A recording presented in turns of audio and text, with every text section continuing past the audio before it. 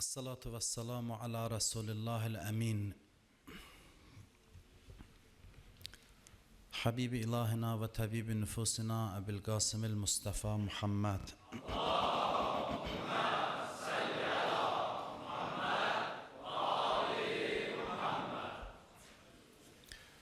وعلى أهل بيته الطيبين الطاهرين المعصومين المكرمين.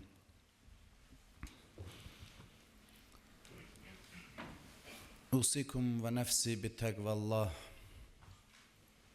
Sizə və özümə ilahi təqvaya riayət eləməyi tövsiyə edirəm.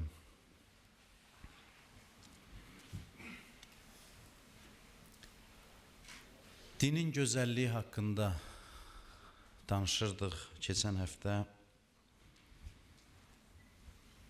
və mövzunun əhəmiyyəti haqqında kifayət qədər geniş elə bilirəm ki, danışdıq. İnsanın, bizlərin dinin gözəlliyini başqalarına çatdırmaq vəzifəmiz var. Və dinin gözəlliyini başqalarına göstərmək üçün insanın özü bu gözəlliyi dərk eləməlidir, bu gözəlliklə təmasda olmalıdır. Bütün vücudu ilə dinin gözəlliyini hiss eləməlidir insan. Bunun müxtəlif yolları var. Keçən dəfə xatırlayırsınızsa, dünya məhəbbəti ilə bağlı bir neçə məsələyə işarə elədi ki, insan qəlbindən dünyanı çıxartmasa, din və imanın ləzzətini heç zaman dada bilməz. Dinin gözəlliyini dərk eləməyin yollarından biri də insanın məhəbbət əhli olması, incə zövqlü insan olmasıdır, incə ruha malik olmasıdır. Dinin gözəlliyini başa düşmək üçün insan mərhəmət və məhəbbət əhli olmalıdır. İnsanlara, digərlərinə qarşı. Dost canlı insanlar, məhəbbətlə başqalarına yanaşan insanlar, dost olmağı sevən insanlar, dostlarına sayğı və hörmət göstərən insanlar dinin də ləzzətini və gözəlliyini dərk eləyə bilərlər. Başqalarına dini sevdirmək üçün, həm də dindən zövq almaq üçün insanın ən əsas görəcəyi işlərdən biri də başqa insanlarla məhəbbətlə davranmaqdır. Başqalarına məhəbbət bəxş eləməkdir. İnsanların, müxtəlif insanlarla davranışı haqqında çox hədislərimiz var, kifayət qədər çoxdur. Buyurur, amilil müminin bil isar və amil sairən nas bil insaf.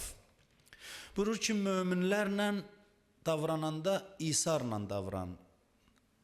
Qeyriləri ilə insafla davran. İsar nədir? İsar başqalarını özündən qabağa salmaqdır. Özün ehtiyaclı olduğun halda başqasını özündən qabağa salasan, ehtiyaclı olduğun şeyi başqasına verəsən. Bir yerə səfərə getmisənsə bir mömindən, rahat yerə qaçıb özün tez uzanmayasan, ona rahatlıq yaradasan.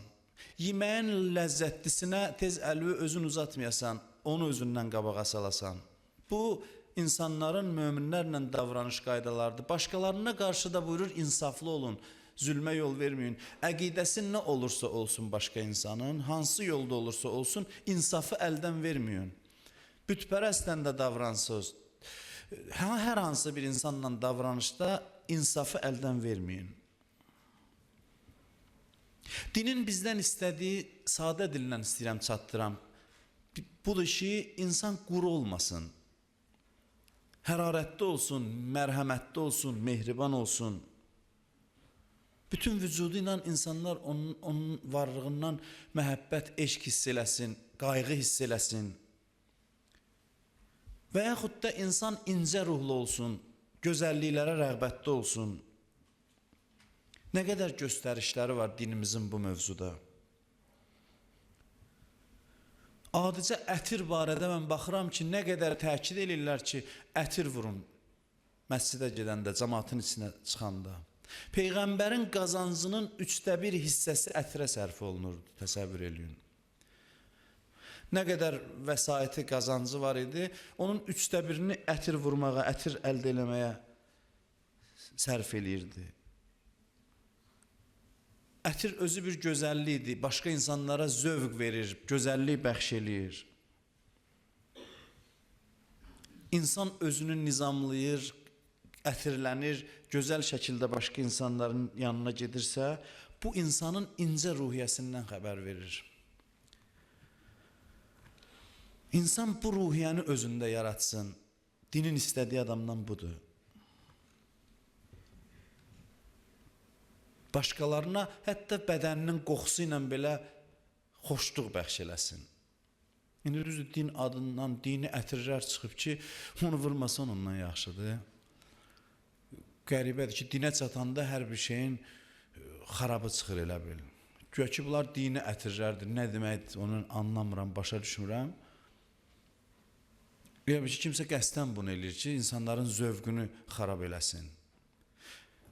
Hətta bura qədər Peyğəmbərin sirəsində, həyatında biz görürük ki, Peyğəmbər bu şeylərə önəm verib. Bəlkə siz indi oturub baxarsınız ki, bu cümə günü başqa bir söz tapmayıb danışmağa. Keçən dəfələr dedim, ətirdən danışır. Amma mən yenə də tam məsuliyyətlə deyirəm ki, bu məsələlər zahirən kiçik görünsə də olduqca böyük əhəmiyyətə malik olan məsələlərdir. Hansı nəticələrə gətirib çıxardır? Ona baxdıqda görürük ki, olduqca aktual və böyük bir məsələdir, mövzudur. İnsanın həyatdan, dindən aldığı ləzzət gərək hiss olunsun, başqaları onu hiss eləsin. Təravətli ruhu varsa insanın gərək başqaları da onun ruhundan ləzzət alsın. Bu ruh zahirə də təsir qoysun. Mömin insan o insandır ki, onunla ünsiyyətdən insanlar zövq alsınlar. Din bu şeylərdən başlanır.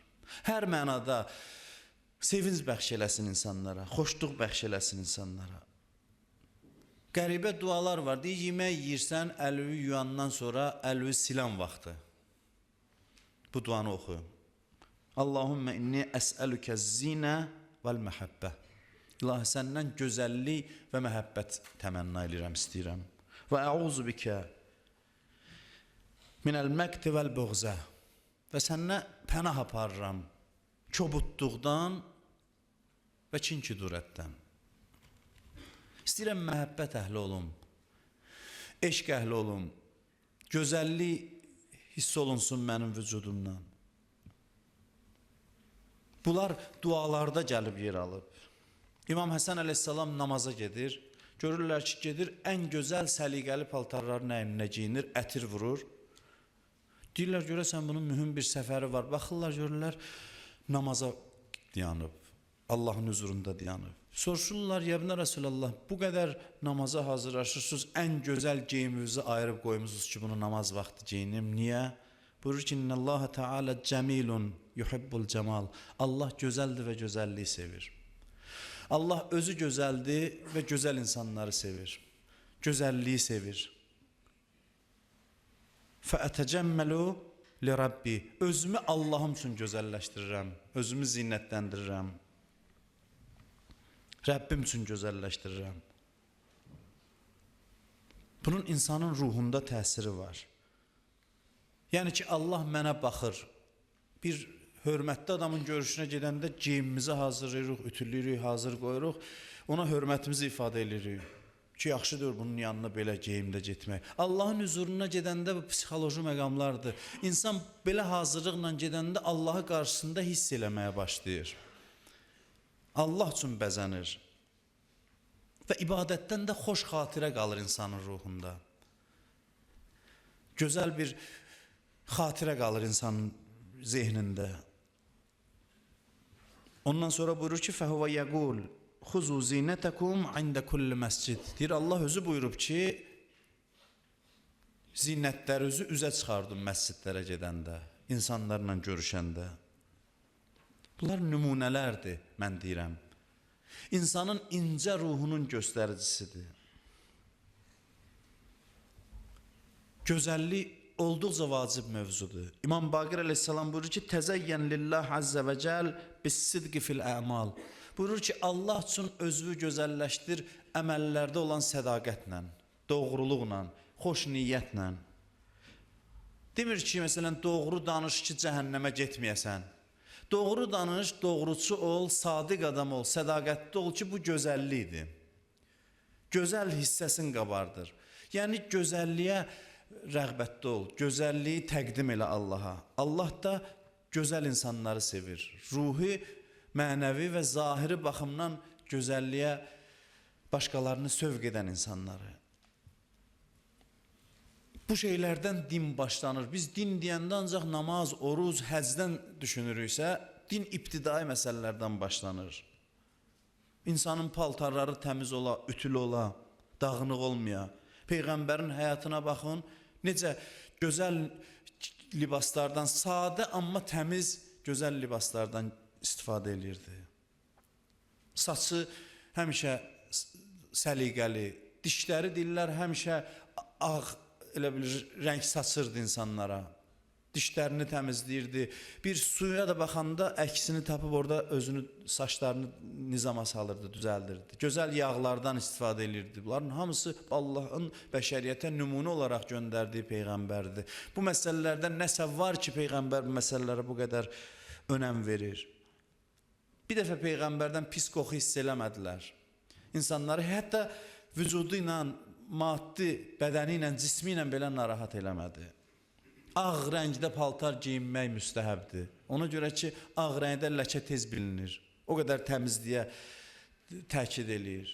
İndi həkimlər niyə məsələn ağ rəngdə, açıq rəngdə paltar geyinirlər? Çünki orada xüsusilə təmizliyə riayət eləmək lazımdır. Ona görə bir qayda qoyublar ki, onlar açıq rəngdə, xüsusən ağ rəngdə paltarlar geyinsin ki, çirk üzərində tez bəlli olsun, tez bilinsin. Təmizlik çox önəmli məsələdir. Bir millətin dinini tanıtdırmasında. Küçə bazarlarına baxırsan, ondan bilə bilərsən ki, hansı səviyyədədir bu millət. Bir millət ki, əlində olan hər şey küçəyə atır, onun görüntüsüdür, şəklidir. Ziyarət şəhərlərinə baxın, kimlər olub gör. Adam utanır müsəlman olduğuna. Kim gedibsə görüb. Kərbəlada da həmin mənzərədir. Məkkədə də həmin mənzərədir. Məşədin özündə də həmin mənzərədir. Ən bəlkə çirkli şəhərlərdir. Bu nə təsəvvür yaradır başqalarında müsəlmanlar haqqında. Mən Məkkədə hərdən baxırdım, fikirləşirdim ki, qeyri-müsəlman bura gəlsə, buna baxsa kifayətdir ki, dindən qaçsın. Biz deyirik, bu mədəniyyətin aşağı olmasının göstəricisidir. Mən deyərəm ki, bu dinsizliyin əlamətidir. Dinin zəif olmasının əlamətidir. Ən-nəzafətu minəl iman. Bunu təsadüfən deməyiblər. Bir cəmiyyətdə çirkab içində yaşayırsa, bu birinci göstəricidir ki, bunun dini zəifdir. Çünki bu şeylər dinin tərkib hissəsidir. Bu şeyləri biz dindən ayırmamalıyıq. Biz təsəvvürümüzü din haqqında dəyişməliyik ki, din bu şeyləri də əhatə eləyir. Din geniş anlayışdır. Ancaq bir sıra ibadi məsələlərə toxunan bir sistem deyil. Din həyatın bütün sahələrini əhatə eləyir və bunlar hamısı göstəricidir. Bir cəmiyyətin dini nə səviyyədədir? Dinin səviyyəsini bilmək üçün təkcə gedib məsciddə cəmaatın sayına baxmaq lazım deyil. Düzdür, ondan bu bir-birini tamamlayır. Təkcə küçə təmiz ola, ibadət olmaya, bu da din göstəricisi deyil. Amma bunlar bir-birini tamamlayır. Məscidlər insanlarla dolu olsa, küçə bazar bərbad gündə olsa, bu onu göstərir ki, bu cəmiyyətin dini zəifdir, imanı zəifdir. Bu kiçik məsələ deyil ki, buyurur ən-nəzafətu minəl iman, buyurur təmizlik imandandır, imanın əlamətidir. Bu böyük bir nəticəyə gətirib çıxardır. Bugün məsələn belə deyək, bir Avropaya səfərə gedir, qayıdıb gələndə nəyi vurğulayır? Neçə şey vurğulayır? Bir də küçələrin təmizliyini. Bir ayaqqabını məsələn təmizləməyə ehtiyac yoxdur. Bu vasitə ilə qərb mədəniyyətinə yönəlir insanlar. Görün nə qədər mühüm məsələdir. Bu vasitələrlə insanlar qərb mədəniyyətinin üstünlüyünü görür və natamamlıq kompleksi yaranır bizdə. Ki bu qeyri-müsəlmanlardadır bu mədəniyyət. Amma bizim şəhərlərimizə, xüsusən ibadət yerlərimizə, Qədr gecəsindən sonra mən məsciddən çıxanda xəcalət çəkirdim, xatırlayıram. Ki, kimin əlində nə var yerə atır? Gecə səhərə zəndinən bikəya, Allah, ağla göz yaşı tök. Bu təkcə dinin göstəricisi deyil. Dinin göstəricisi həm də budur ki, təmizliyə, nəzafətə insan riayət eləyə, gözəl ruhlu ola və gözəlliyi təqdim eləyə başqa insanlara. Bu şeyler insanları dəf eləyir, dindən uzaqlaşdırır. Ona görə də vacib deyil biz həmişə hər cümə ancaq elə namazdan, zikirdən, gecə namazından danışaq. Bu gecə namazı qılanın görüntüsü pis olsa, xoş görüntüsü olmasa, başqalarını dəf eləyəcək. Heç bir faydası yoxdur onun gecə ibadətinin. Bir adamın zahiri görünüşü də imanının göstəricisidir. İmanından xəbər verir, batinindən xəbər verir. Keçən həftələrdə mən çox dedim, bunu bir daha vurğu ilə demək istəyirəm ki, elə bir zamanda yaşayırıq ki, dava rəqabət gözəlliklər davasıdır. Rəqabət gözəllik rəqabətidir. Görün, nə gözəl təqdim eləyirlər dəyərsiz şeyləri. Və insanları aparırlar özlərinə tərəf. Təqdimat çox mühümdür bu zamanda. Pis bir şeyi gözəl qabda verib insanları məftun eləyirlər. Və mən dedim bunu, Quranda bəyan olunur ki, şeytanın üslublarından biri budur. Şeytan deyir, mən zinətləndirəcəm onların gözündə, pis şeyləri gözəl göstərəcəm. Razılaşırsınız məndən ki, bugünkü gündə, indiki dövrdə rəqabət ağıl müstəvisindən daha çox gözəllik müstəvisindədir. Yəqin ki, razılaşarsınız. Rəqabət ağıl müstəvisindən çox təqdimat müstəvisində gedir. Hamı özünü təqdim eləyir. Sözdən qabaq baxmaq istəyir ki, bunun şəkili nədir? Əvvəl görüntü insanı dəf eləyirsə, sözə qulaq asmayacaqlar. Ona görə mövzu mühüm mövzudur. Görüntü göstərirsə, gözəllik göstərirsə, insanlar maraqlanır ki, bu cəmiyyət nə ilə gedib buna nail olub? Ondan sonra gedir onun əqidə əsaslarını araşdırır. Ağıldan çox öndə gedən gözəllik müsabiqəsidir bir mənada. Yəni, kim qabağa keçdi, kim daha gözəl göstərə bildi özünü.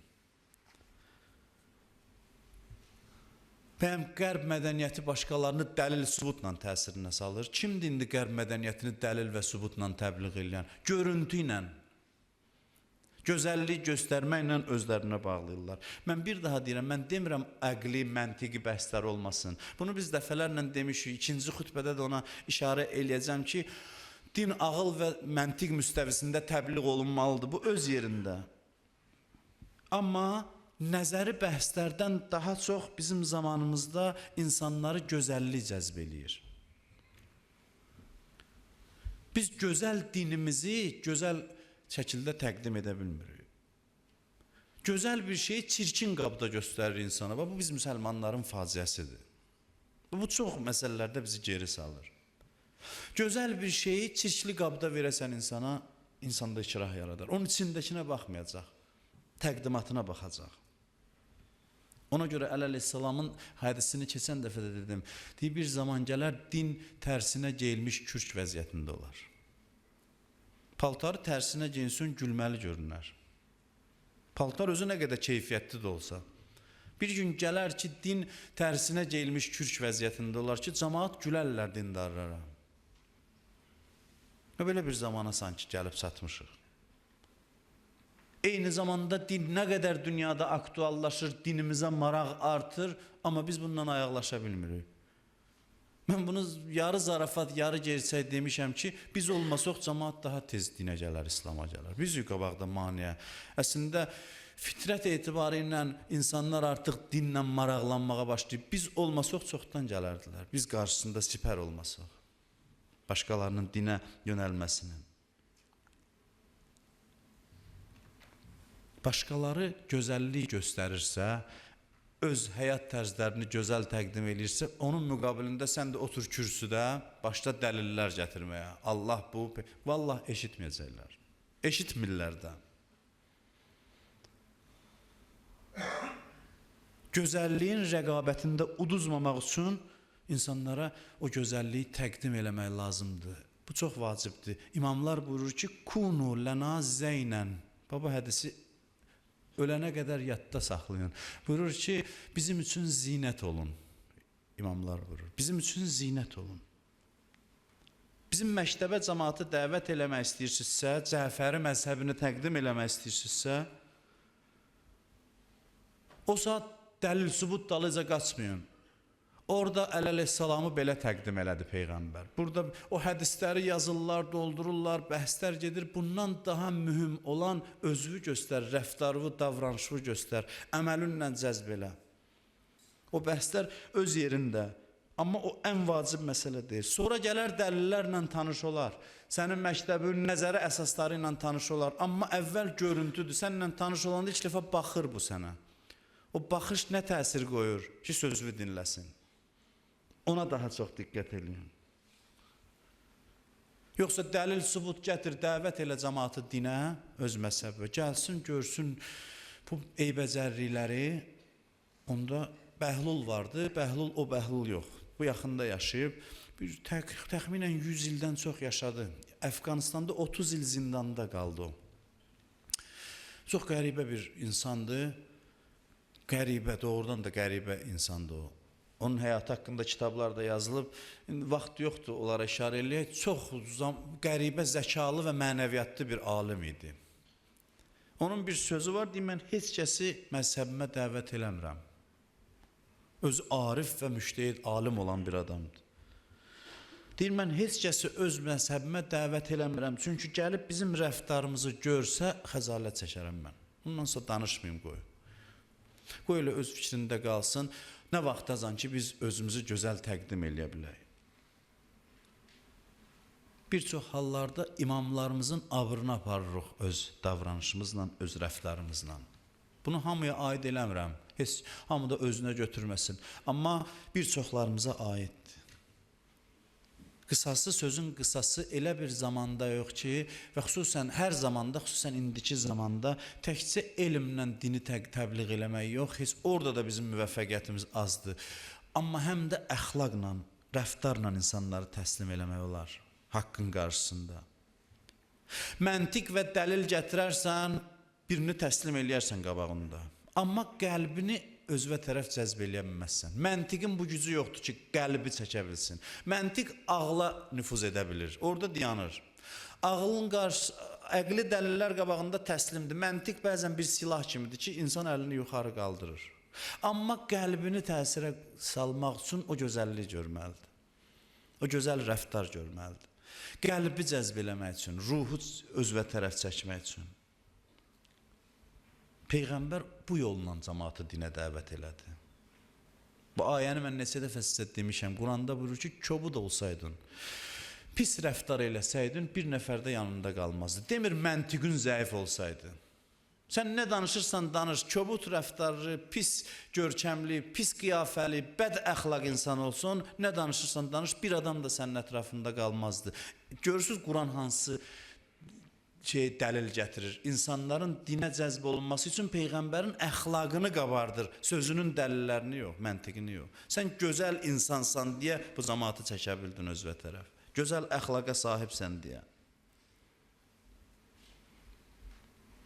Gözəllik görməsə bir insan bir məktəbdə, vallahi 100 dənə məntiqi dəlil gətir, qəbul eləməyəcək. Eləyəcək, amma cəzb olunmayacaq. Təslim olacaq, deyəcək, tək sən deyən olsun. Amma görürəm də. Mən görmüşəm belə bəhslər.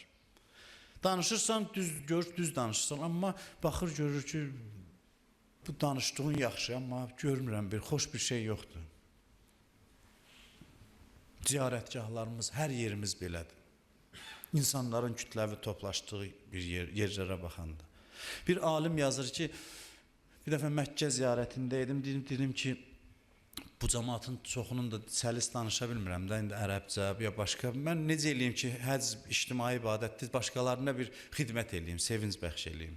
Deyirəsinə qərarlaşdım ki, oteldən çıxıb Mədinədə hərəmə gedənəcən elə üzümdə gülüş olacaq.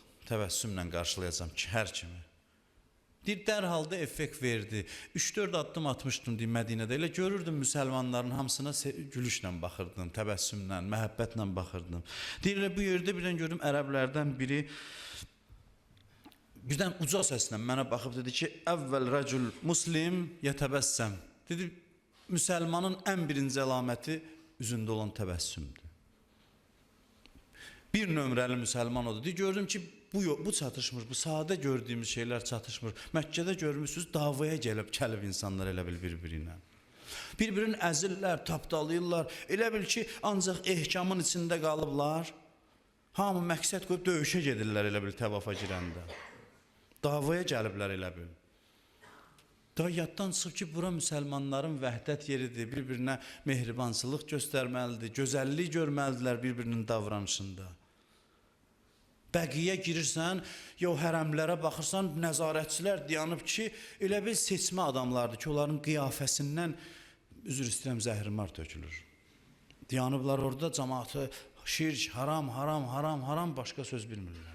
Acıqlıdırlar bütün dünya ilə düşmən olan insanlar. Sanki şeytan bir plan çəkib bu işlər üçün. Ki, müsəlmanlar ildə bir dəfə toplaşacaq, bax, belə bir şəkil yaranacaq. Onu gedib görə bilərsiniz orada, Bəqidə, Mədinədə, Məkkənin özündə.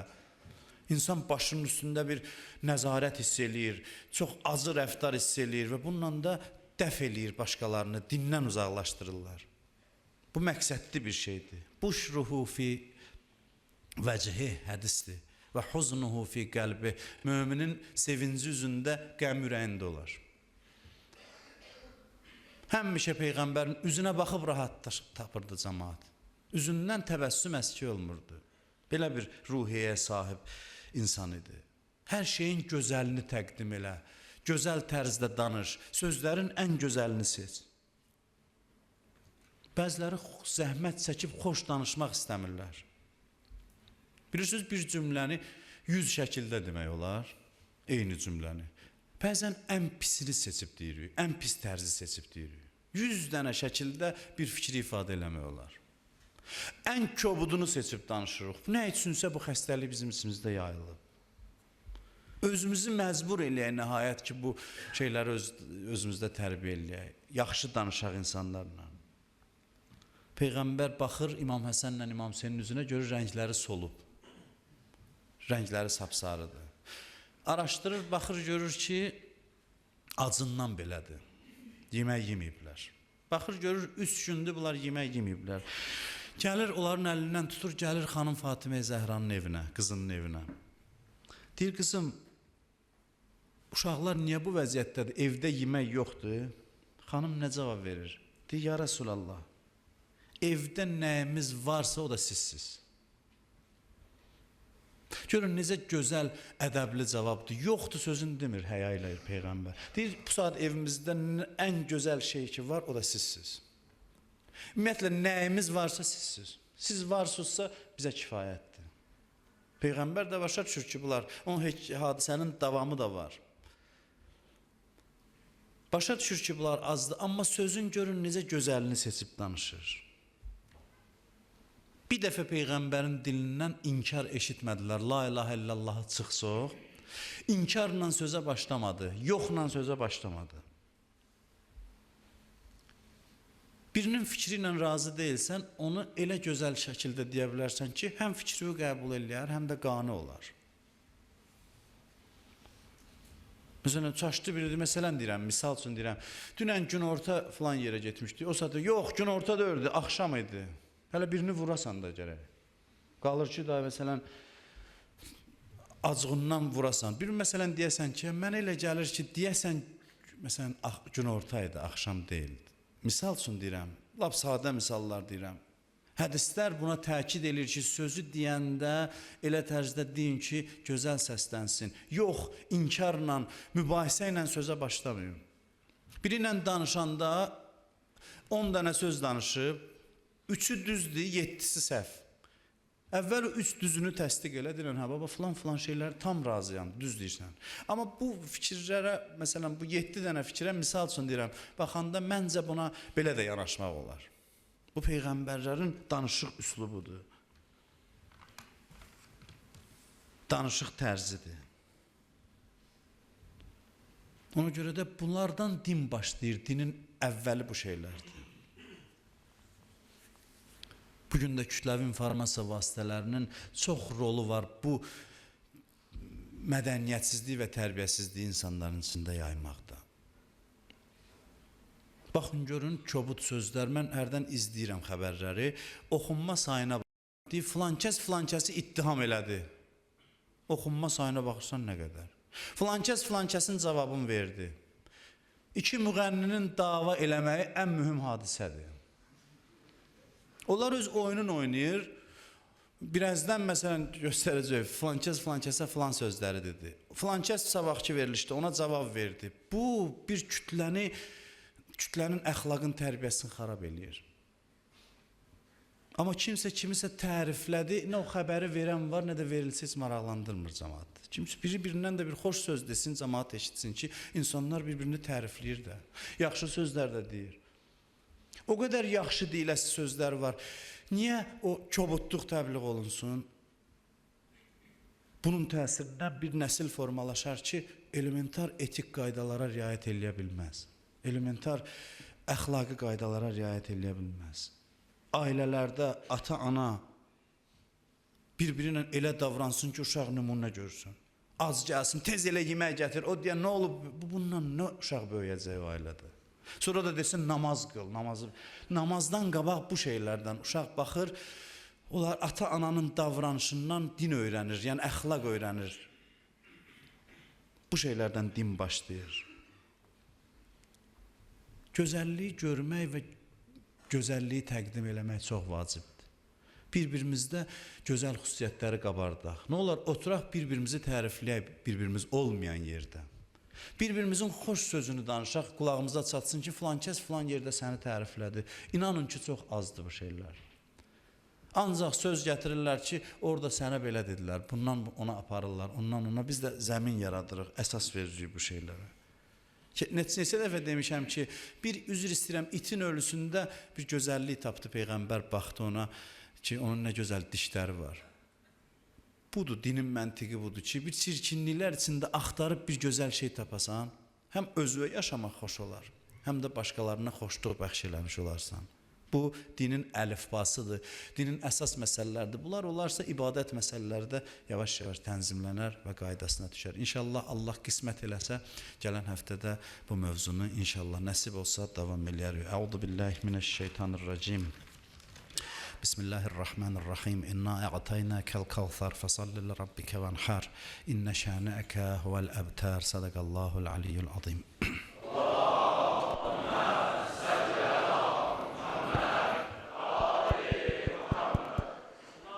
Olunan xütbənin qəlblərimizdə təsirli olmasına, hacətlərin, müşküllərin rəv olmasına, xəstələrin, xüsusən ümumən nəzərdə olan xəstələrin şifa tapmasına, Həzrət Əli əleyhissalamın müqəddəs və pak olan ruhuna salavat deyək.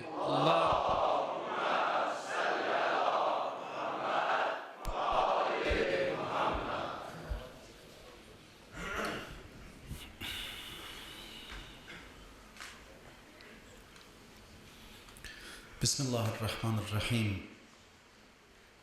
Elhamdülillah Rabbil alemin. Vessalatu vesselamu ala Resulillahil emin. Habibi ilahina ve tabibi nüfusina Ebu'l Qasimil Mustafa Muhammed. Allahümme salli ala Muhammed ve ala Aliyin emiril mu'minin. وعلى فاطمة الزهراء وعلى الحسن والحسين وعلي بن الحسين ومحمد بن علي وجعفر بن محمد وموسى بن جعفر وعلي بن موسى ومحمد بن علي وعلي بن محمد والحسن بن علي والحجة القائم المهدي.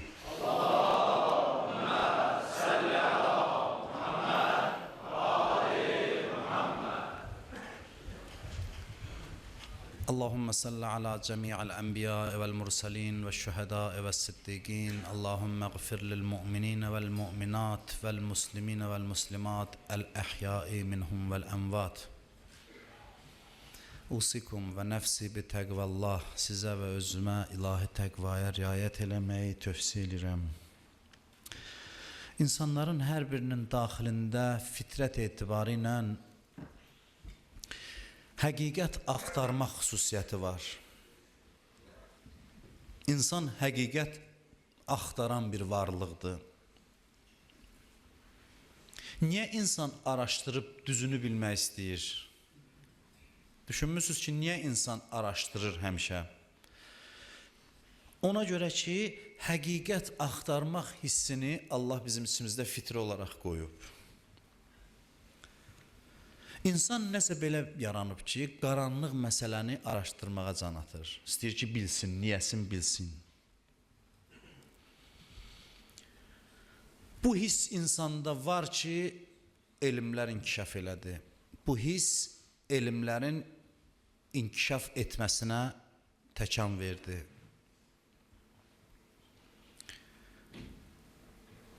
Araşdırma hissi nəticəsində insanlar elmə yiyələndilər və elmi inkişaf fitrətdə olan bu hissin nəticəsidir. Din də bu hissə istinad eləyir. Haqqı axtarmaq, həqiqəti bilmək hissi. Dinin istinadı budur. Neçə hissə bir də bu hissə istinad eləyir. Bir insan ona lazım olanı araşdırıb tapmalıdır, bilməlidir, həqiqətləri dərk eləməlidir. İnsan şəkdə qalmamalıdır. Dinin insandan istədiyi budur. Dinin insandan istədiyi budur ki, insan şək şübhədə qalmasın, yəqinə çatsın. Dinin hədəfi insanı yəqinə çatdırmaqdır. İman o zaman imandır ki, onda bir zərrə qədər şək olmasın. Ona deyirlər iman. Şəklə qarışıq bir şey iman sayılmaz. İmanlı adam ona deyir ki, ürəyində inandığına bir zərrə şək olmasın. Ona deyirlər iman.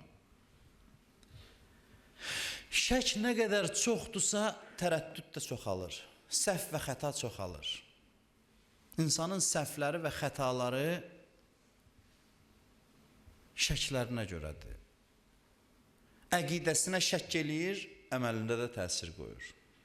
Şək şübhənin mənfi təsiri var insana. Din insanı şəkdən çıxardıb yəqinə çatdırır. Şəkdən uzaqlaşdırıb yəqinə çatdırır. Amma bəzi şəklər var ki, müsbət şək hesab olunur.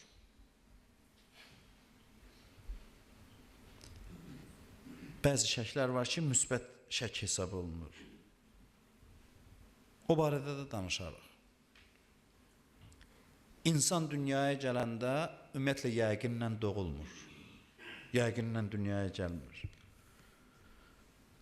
İnsan yəqini əldə eləməlidir, yəqinə çatmalıdır. Allaha iman, axirətə iman fitrətdə var dünyaya biz gələndə. Amma onu üzə çıxartmaq lazımdır. Biz yəqinlə dünyaya gəlmirik. İnsan yəqinə çatmalıdır. Dünyaya gəldikdə şəklə gəlir. Yəqində deyil daha doğrusu. Bilmir, dəqiq bilmir. Məqsəd də budur ki, yəqinə çatsın. Və bu yol nədən başlanır? Bu yol şəkdən başlanır. Şək eləməsən, yəqinə çata bilməzsən. Şək bir başlanğıcdır, sual. Doğrudan görəsən belədir ya yox. Və bu şəkdir. Bu şək insanda olmalıdır ki, insan yəqinə çatsın. İnsan gərək əvvəl şəkkə düşsün. Yəqin mənzilinə çatmaq üçün şək keçidindən keçmək zəruridir. Həzrəti İbrahimdən danışır, bəlkə günəşdə Allahım. Sonra deyir, yox. Bəlkə aydır, yox. Axırda nə deyir? Deyir, mən aradan gedənləri sevmirəm. Şübhədən yəqinə çatmaqdan. Bu üslubdur. Həzrəti İbrahim heç vaxt aya ibadət eləmədi, günəşə. Bu üslubu göstərir ki, insan şəklə yəqinə gedir, çatır. Quran da bir neçə yerdə insanı müsbət şəkkə dəvət eləyir. Deyəcəm harda. Qısa danışacağım, narahat olmayın.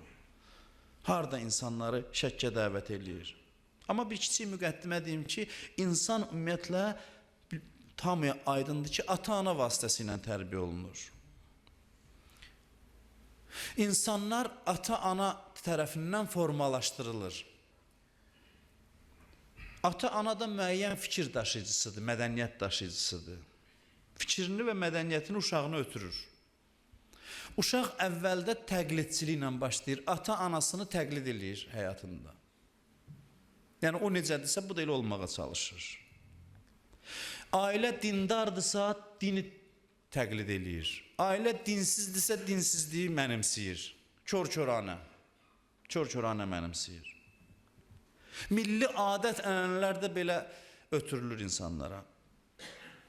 Müsbət və ya mənfi olmasından asılı olmayaraq insan ata-anasında olanları mənimsəyir, qəbul edir. Və dinin bu məsələyə baxışı nədir? Dinin bu məsələyə baxışı budur ki, dinin özünü belə ata-anadan təqlidçilik vasitəsilə götürmüsənsə, bunu da Allah insandan qəbul eləmir. Müsbəti də dəlilsiz götürmək, dəlil sübutsuz, kör-körana müsbət dəyəri də götürmək din baxımından yol verilməzdir. Dində fikri baxımdan təqlid yoxdur. Sabah deməsinlər filan kəs təqlidin əleyhinə danışdı. Bir daha deyirəm, mən əqidədən, fikirdən danışıram. Şəriət məsələlərində risalələrə müraciət eləmək ayrı mövzudur. O tamam fərqli bir şeydir. Əqidə və fikrin təqlidçiliyindən danışıram. Dini baxımdan təqlid əsasında mənimsənilmiş mənəvi dəyərin heç bir qiyməti yoxdur. Allah var, niyə atam anam deyib? Düz sözdə Allah var, amma Allaha lazım deyil bu söz. Kimsə deyib deyə belədir. Kimsə deyib deyə belədir, bu yanlış bir fikirdir. Din bu şəkki dəstəkləyir. Deyir, əvvəl birinci addımda ata-anadan irsən, cəmiyyətdən sənə ötürülmüş, təlqin edilmiş şeylərə şübhə eləməyə başla. Bundan başla yol bu. Quran təqlidçiliklə sərt mübarizə aparır. Heç bir kitab Quran qədər mübarizə aparmır. Peyğəmbərlərin müqabilində müşriklərin sözünü gətirir Quran ki, onlar nə deyirdilər? İnna vəcədna abaəna ala ummətin və inna ala asarihim muqtədun. Deyir ki, müşriklər dedilər ki, biz ata-babalarımızı bir adətdə gördük ki, biz də o adətlərlə gedəcəyik. Yəni, sənin dediyin bizim ata-babalarımızın dediyinə uyğun gəlmir. Quran nə məntiq qoyur bunun qabağında? Ata-ana məntiqinin qabağında nə buyurur? Buyurur, وَلَوْ كَانَ آبَاؤُهُمْ لَا يَعْقِلُونَ شَيْئًا وَلَا يَهْتَدُونَ. Bəlkə ata-babalarımızın ağlı yox idi. Onda necə? Bəlkə ata-babalarımız zəlalətdə idilər. Onda necə? Atalarımızın düşüncəsi zəif idisə, səhv yolla getmişdilərsə, siz də buna görə dirənib dayanacaqsınız ki, mən bu yolu gedirəm. Bir millət inkişaf eləmək istəyirsə, nədən başlayır? Malik olduğu düşüncələri, adətləri təftiş eləməyə başlayır. Təftiş bilir, reviziya eləməyə başlayır. Öz malik olduğu adət ənənələri təftiş eləməyə başlayır. Məntiq süzgəcindən keçirdir. Məntiq təsdiq eləyənləri qəbul eləyir, eləməyənləri inkar eləyir. Atam düz sözlə deyibsə, atam deyib deyə yox, məntiq süzgəcindən keçirdirəm, ağlımla ölçüb biçirəm, məntiq imzaladısa, deyirəm düzdür.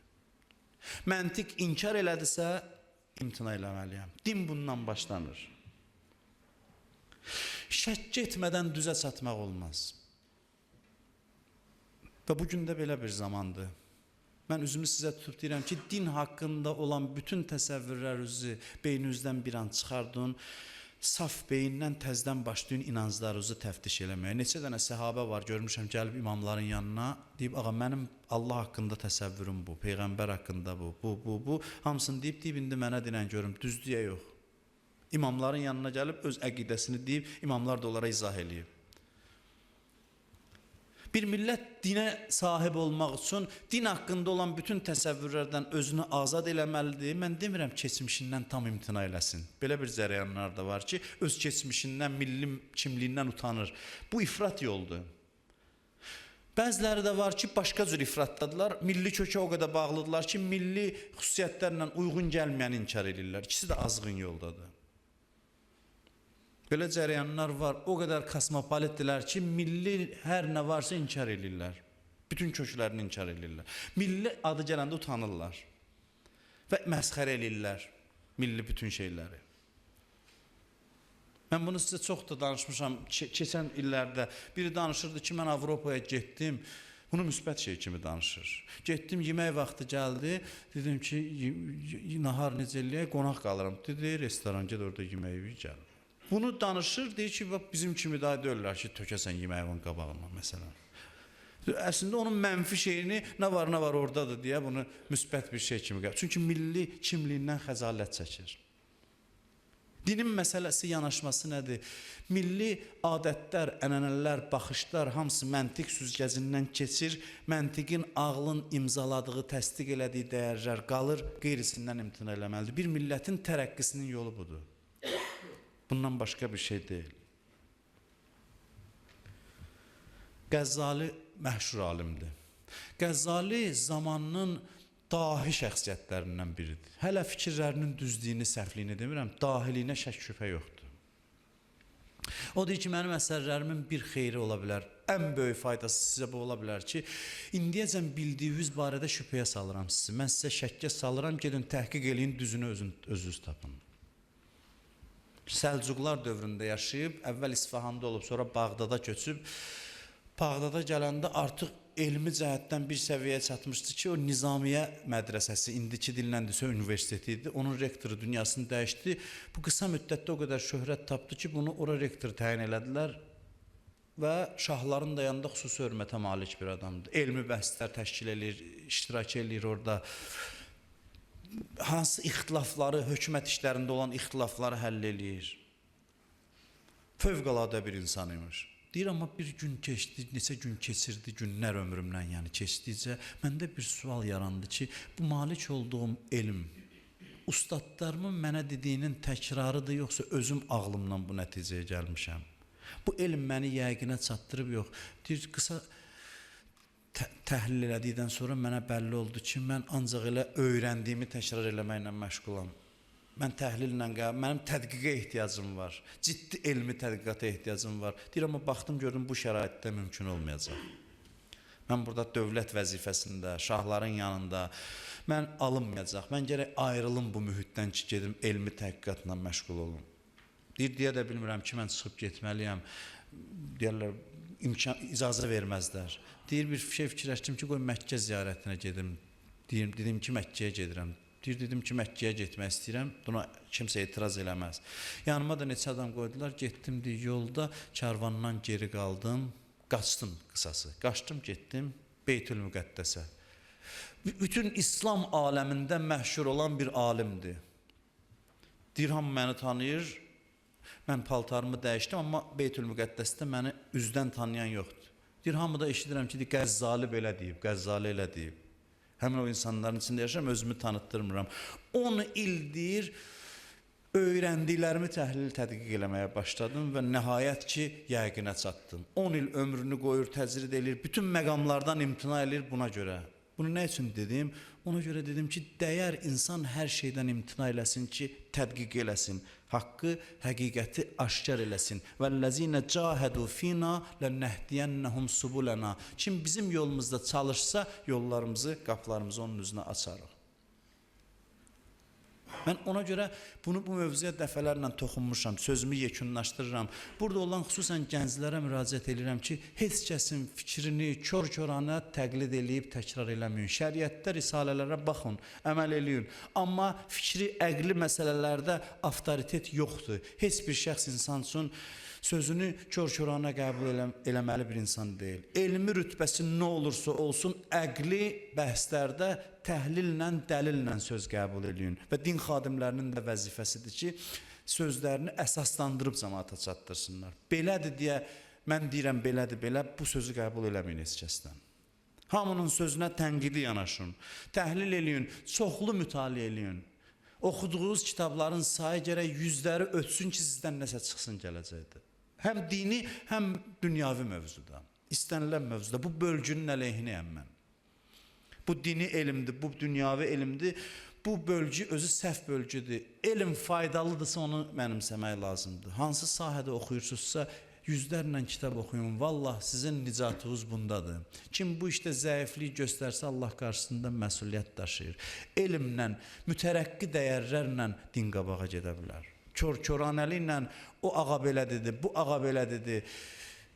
Yenə də təkrar edirəm, risalələr şəriət hökmlərini istisna edirəm. Şəriət hökmlərində başqa çıxış yolu da yoxdur. Amma fikri kör-köranə təkrar eləməkdən imtina edin. Bunu şəxsiyyətinizə sığışdırmayın. Öz şəxsiyyətinizə sığışdırmayın. Və ruhanilərin də vəzifəsi budur ki, müasir dildə dini cəmaata çatdırsınlar, əsaslandırsınlar. Hicab niyə yaxşıdır? Nənələrimiz deyir hicab giyinib. Bu dəlil deyil hicabın vacib olmasına. Nənələrimiz hicab giyinib, bu hicabın vacibliyinə dəlil deyil. Bugünkü dildə, müasir dildə əsaslandır ki, hicab qadına niyə görə vacibdir? Bunun müəyyən psixoloji yönləri var, sosioloji yönləri var. Bu məsələləri din xadimləri zəhmət çəkib insanlara izah eləyib, insanları qane eləməlidirlər. Mən demirəm kör-körənə hamı ilə bəhsə girək, bəzi adamın adətidir ki, elə mübahisə eləyir. Yox, doğrudan da ağlınızı qane eləyən sözləri mənimsəyin. Qiyamət günündə hər birinizdən soruşulacaq. Etiqadınızın niyəsini soruşacaqlar. Qiyamət günü həm də bir imtahandır. İnsan öz etiqadını orada sübuta yetirməlidir ki, mən filan dəlilə görə filan həqiqəti qəbul elədim. Sizdən qəbul eləməyəcəklər, filan kəs minbərdən dedi, qəbul elədim. Yox, minbərdən din xadimləri öz fikrini cəmaata ötürməklə məşğul olmamalıdırlar. Cəmaata düşünməyi öyrətməlidirlər. Düzgün düşünməyi öyrədərsənsə düz nəticəyə hamı gəlib çıxacaq. Amma yox, mən danışım, öz fikirlərimi yeridim, hamı da mənim sözümü təkrar eləsin. Bu din xadiminin vəzifəsi deyil. Din adamları, din adından danışanlar insanlarda düşüncə gücünü oyatmalıdırlar, düşüncəni təhrik eləməlidirlər ki, insanlar həqiqətlərə çata bilsinlər. Əuzu billahi minəşşeytanirracim. Allahumma inna nəs'aluka və nəd'uk.